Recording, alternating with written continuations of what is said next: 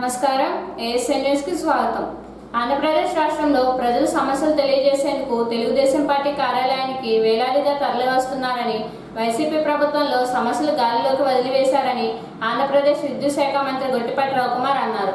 మంగళగిరిలోని తెలుగుదేశం పార్టీ కార్యాలయంలో జరిగిన గ్రీవెన్స్ లో మంత్రి రవికుమార్ హాజరయ్యి ప్రజల దగ్గర నుంచి అర్జీలు స్వీకరించి వారి సమస్యలు అడిగి తెలుసుకున్నారు. ఈ సందర్భంగా మంత్రి రవికుమార్ మాట్లాడుతూ, రాష్ట్ర ముఖ్యమంత్రి నారా చంద్రబాబు నాయుడు ఆదేశాల మేరకు కేంద్ర పార్టీ కార్యాలయంలో గ్రీవెన్స్ నిర్వహిస్తున్నారని, రాష్ట్ర నలుమూలల నుంచి ప్రజలు అర్జీలతో వచ్చి తమ సమస్యలు చెప్పుకుంటున్నారని, అధికారుల దృష్టి తీసుకొని వెళ్లి పరిష్కరించే విధంగా చేస్తారని మంత్రి చెప్పారు. అనంతరము అనారోగ్యంతో బాధపడుతున్న చిన్నారికి మంత్రి రవికుమార్ 20,000 రూపాయలు ఆర్థిక సహాయం చేసి పాపకు మెరుగైన వైద్యం అందిస్తారని బాధితులకు మంత్రి భరోసా ఇచ్చారు.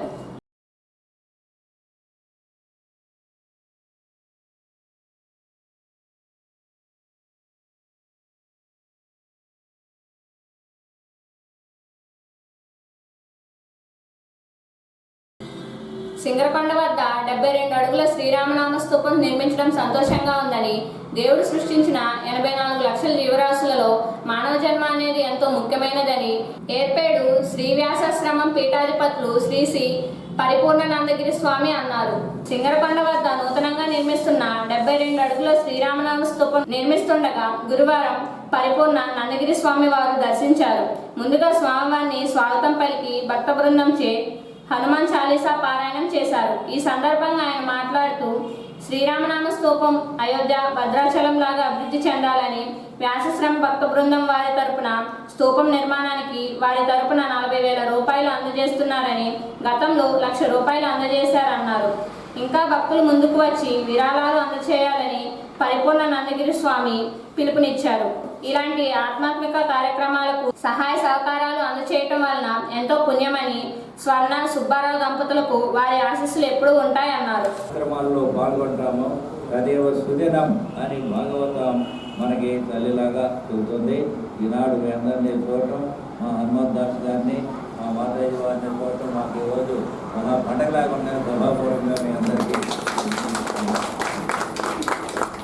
మనుష్యాణం సహస్రే, వేలాది మంది మనుషులలో చక్కగా దైవ మార్గానికి వచ్చి తన జీవితాన్ని ధన్యం చేసుకుంటారు. అటువంటి వారిలో మీరందరూ కూడా ఒకరు అని భగవంతుడు చెప్తున్నాడు అన్నమాట. 84 లక్షల జీవరాశులలో శ్రేష్టమైనటువంటి జన్మ మన మానవ జన్మ. దేవతలు కూడా మానవులుగా పుట్టి భగవంతుడిని సేవించుకొని, గురువులు సేవించుకొని మా జీవితాన్ని ధన్యం చేసుకోవాలని కోరుకుంటూ ఉంటారని శాస్త్రాలు చెప్తూ ఉన్నాయి. అటువంటి దేవతలు కోరే జన్మని భగవంతుడు మనకి ఇచ్చినాడు. అందుట్లో భారతదేశంలో పుట్టడమే మనకు భగవంతుడు ఇచ్చిన వరం. మీలాగా భారతీయులుగా ఉండటమే మరొక వరం, మీలాగా భక్తులుగా ఉండటమే మరొక వరం. ఈ కార్యక్రమంలో పాల్గొనడమే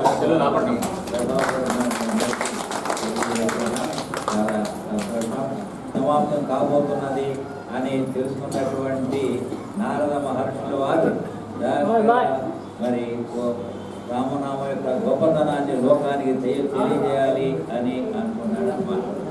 ఎట్లా తెలియజేయాలా అని ప్లాన్ వేస్తూ ఉంటే అయోధ్యకు కాశీ మహాపట్టణానికి మధ్యలో సాధు మహాత్ముల సభను ఏర్పాటు చేసుకొని లోకోద్ధరణ కార్యక్రమాలు ఏ విధంగా చేపట్టాలి అని ఆలోచిస్తూ ఉండగా యయాతి అనే మహారాజు కాశీపట్నాన్ని పాలిస్తూ ఉన్నాడు. ఆయన పని మీద వెళుతూ సాధు మహాత్ములందరినీ చూసి రథం ఆపి దిగి వాళ్ళందరికీ ఒక ప్రదక్షిణ చేసుకొని అందరికీ ప్రత్యేకంగా నమస్కారం చేయాలంటే లేట్ అయిపోద్దని చెప్పి అక్కడ విశ్వామిత్రుడు మరి మెయిన్ గా ఉంటారు సూర్యచంద్రులాగా మార్పులందరికీ నమస్కారం అని ఆయన వెళ్ళిపోయినాడు అన్నమాట. ఈ మాటను నారద మహర్షులు వారు విని చాలా ఆనందపడి ఇది మంచి అవకాశం అని చెప్పి వెంటనే విశ్వామిత్రుడి దగ్గరికి వెళ్ళి, ఓ విశ్వామిత్ర మహర్షి, మీరు సృష్టికి ప్రతిసృష్టి చేసినటువంటి మహాత్ములు మీరుండగా మీకు నమస్కారం అనుకున్నా, వశిష్ఠ మహర్షి వారికి నమస్కారం అన్నాడు. కాబట్టి ఈ యత్ మహారాజుకి కొంచెం అహం ఉన్నది, మిమ్మల్ని లెక్క చేయలేదు అని చెప్పగానే విశ్వామిత్రుడికి చాలా పౌరుషం వచ్చేసి వెంటనే శ్రీరామచంద్ర వారి దగ్గరకు వెళ్ళి వచ్చాడు. అప్పుడు రాముల వారు ఆశ్చర్యపోయి గురుదేవుని సమస్త విధాలుగా చక్కగా గౌరవించి ఆదరించి సేవించి మహాత్మా ఏమి తమ ఆజ్ఞ అనగానే ఇట్లా ఈ విశ్వామిత్రుడు యయాతి అనేటువంటి మహారాజుకి నాకు వ్యతిరేకంగా ప్రవర్తించాడు కాబట్టి నా మనసు బాధ కలిగించాడు అని చెప్పగానే వెంటనే రేపు సాయంత్రం లోపల రేపు సూర్యాస్తమయం లోపల ఆయన సంహరిస్తాను అని శ్రీరామచంద్రుడు వారు శపథం చేశారు. ఈ మాట నాగమాసుడు వారు విని వెంటనే యయాతి మహారాజు చెప్తారు, అయ్యా రేపు సాయంత్రం లోపల శ్రీరామచంద్రుడు వారిని సంహరిస్తారని చెప్పగానే స్వామి అంతకంటే ఇంకేం కావాలి, దేవుడి చేతిలో మరణం వరం కదా అన్నాడు.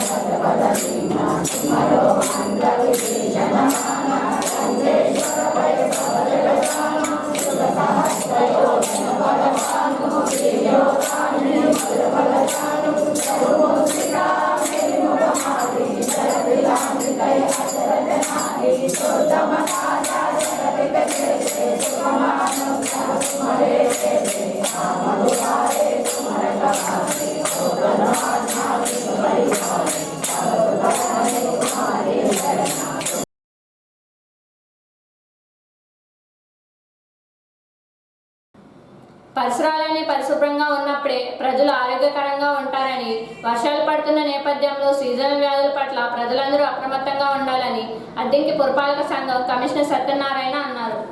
స్వచ్ఛత హీ సేవ వారోత్సవాలలో భాగంగా గురువారం అద్దెంకి మున్సిపాలిటీ పరిధిలో చెత్తా చెదారాలతో నిండి ఉన్న ప్రదేశాలను పారిశుద్ధ్య కార్మికులచే శుభ్రం చేయించారు. Commissioner Satyanarayana, sanitation inspector Srinivasa Reddy కలిసి పరిశీలించి సిబ్బందికి పలు సూచనలు ఇచ్చారు. అనంతరము ప్రభుత్వ బాలుర ఉన్నత పాఠశాలలో స్వచ్ఛత హీ సేవా కార్యక్రమంపై అవగాహన కార్యక్రమాన్ని నిర్వహించారు.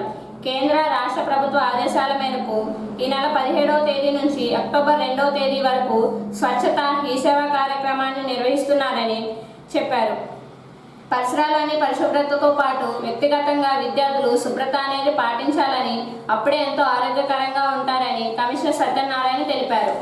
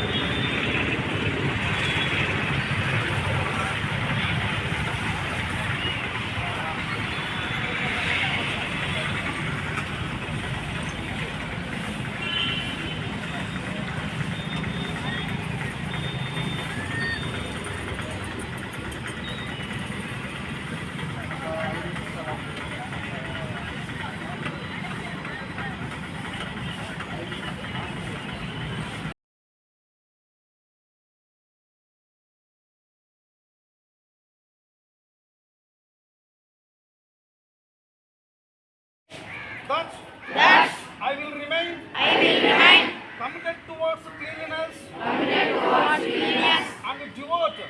Time for this. I will devote 100 hours per year.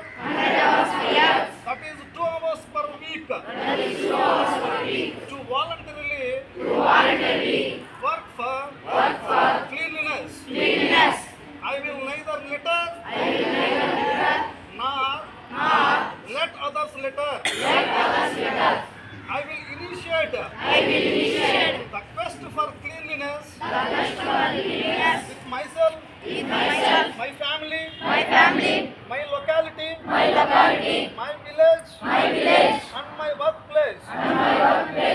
I believe that the countries of the world that appear clean are so because their citizens don't indulge in littering nor do they allow it to happen.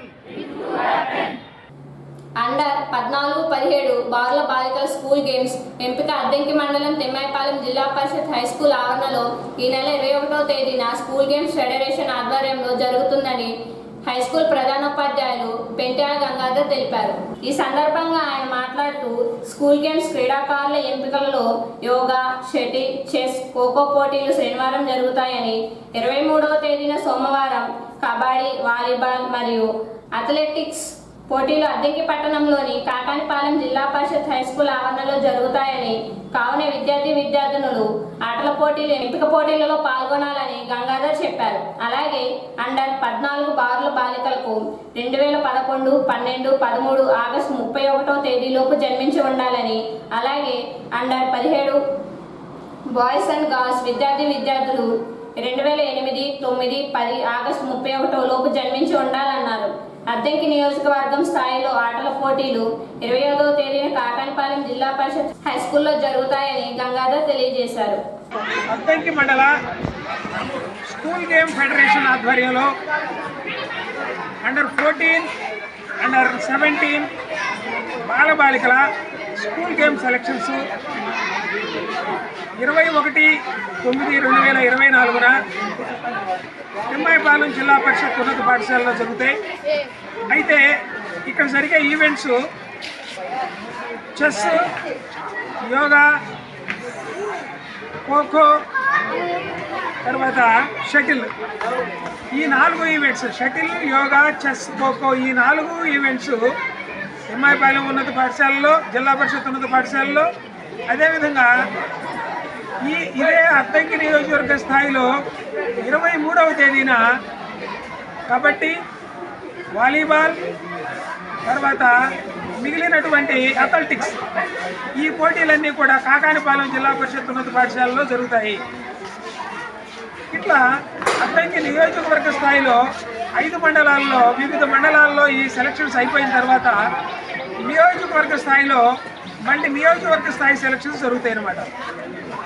ఈ selections games అన్నీ కూడా సంతమాగులూరు మండలం, ఏల్చూరు జిల్లా పరిషత్ ఉన్నత పాఠశాలలో, అదేవిధంగా sports events అన్నీ కూడా కాకానిపాలెం జిల్లా పరిషత్ ఉన్నత పాఠశాలలో సెప్టెంబర్ 25వ తేదీ జరుగుతాయి అన్నమాట. కాబట్టి ఈ అంశాలని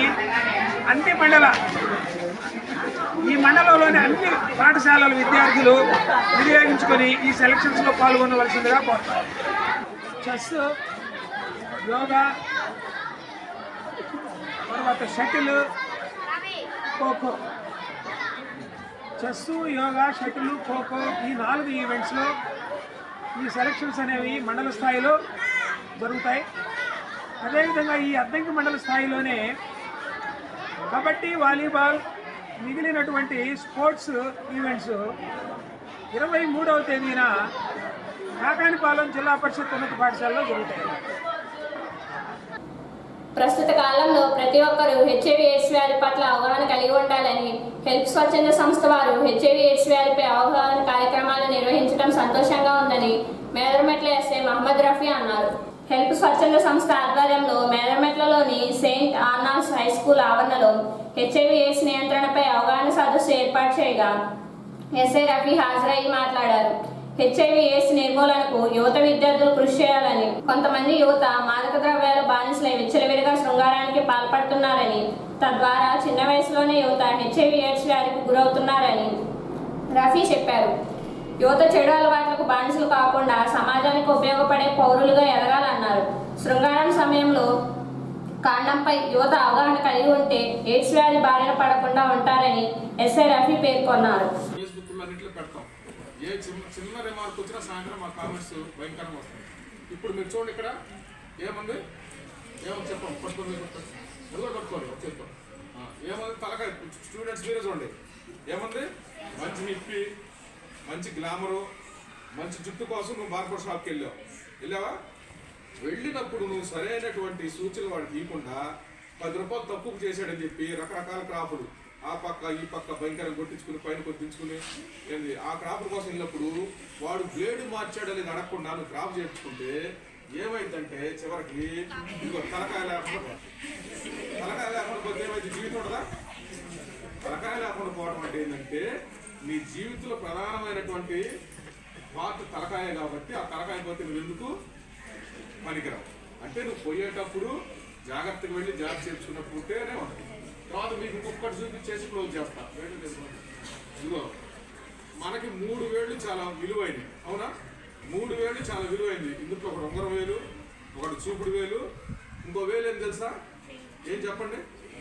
ఎవరైనా మీరు డాక్టర్ దగ్గర పోతే ఫస్ట్ ఈ వేలుకి సూది కొడతాడు, షుగర్ ఉందా, ఏదో బ్లడ్ టెస్ట్ అయితే ఏం చేస్తాడు, అక్కడ పొడుస్తాడు. అంటే మీరు ప్రతి సంవత్సరానికి 6 నెలలకు ఒకసారి రక్త పరీక్ష చేయించుకుంటే మిగతా 2 ఏళ్ళు ఎట్లా గట్టిగా ఉంటాయి మీ జీవితానికి, మీరు కూడా గట్టిగా ఉంటారనేది ప్రతి జీవి, ప్రతి మనిషి 6 నెలలకు ఒకసారి మనం రక్త పరీక్షలు చేయించుకోవాలి. ఆ రక్త పరీక్షలు చేయించుకోవడం వల్ల మనకి ఏమన్నా మన చుట్టూ ఉన్న వాళ్ళకి ఎవరికన్నా సుఖవ్యాధులు ఏమైనా వచ్చినాయా, లేకపోతే వాళ్ళు ఏమైనా జబ్బులు పడ్డారని చెప్పి మనకి తెలుస్తుంది. మేము ఈ బోర పెట్టుకొని ఇదంతా సమాజానికి తెలియజేస్తూ తిరుగుతూ ఉన్నాం. కాబట్టి మీరు కూడా మీ ఇళ్ళ దగ్గర ఒక బోరలాగా తయారయ్యి, మీరు ఒక బోర్ అంటే మీ నోరే బోరలాగా తయారయ్యి సమాజానికి మీరు మీకు చేతనైనంత వరకు చైతన్యవంతులు చేసి హెచ్ఐవి ఎయిడ్స్ వ్యాధి గ్రస్తులకి గురి కాకుండా, సుఖవ్యాధులకు గురి కాకుండా చూడాలని చెప్పి బాపట్ల ఎయిడ్స్ నియంత్రణ సంస్థ వారు, హెల్ప్ సొసైటీ సంస్థ వారు, పోలీస్ సంస్థ వారు, ప్రభుత్వ సంస్థలు అందరూ సమన్వయంతో పనిచేస్తేనే ఈ వ్యాధిని నియంత్రించడం సాధ్యమైందని ఈ కార్యక్రమం ఏర్పాటు చేయడం జరిగింది.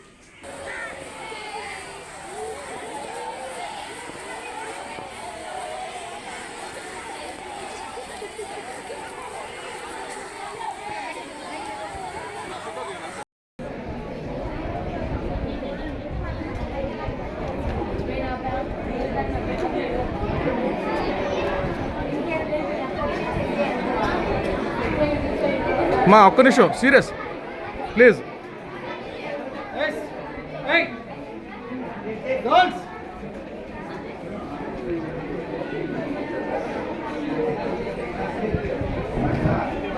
ఫేస్ కనిపించాలమ్మా.